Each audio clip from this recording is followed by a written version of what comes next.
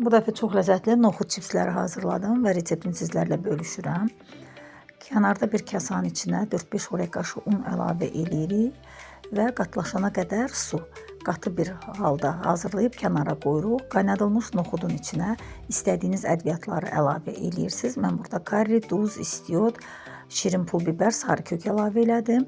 Sonra həmən ədviyyatlı noxudu una bulayırıq. Una buladıqdan sonra sulu hazırladığımız qatı bir una bulayırıq. Gördüyünüz kimi sonra süzgəcdən onu artığını süzürük.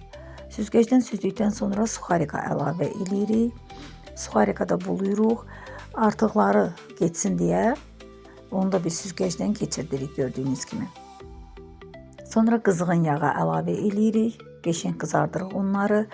Qızardıb salfetin üzərinə yağın çəkməsini gözləyirik. Sonra bir qaba əlavə edib üzərinə şirin pul biber əlavə edirik. Duzu azdırsa duz da vura bilərsiniz. Sonra mən tikimeli və ketçup soslarla servis elədim. Siz nə ilə, hansı soslarla istəyirsinizsə servis eləyə bilərsiniz.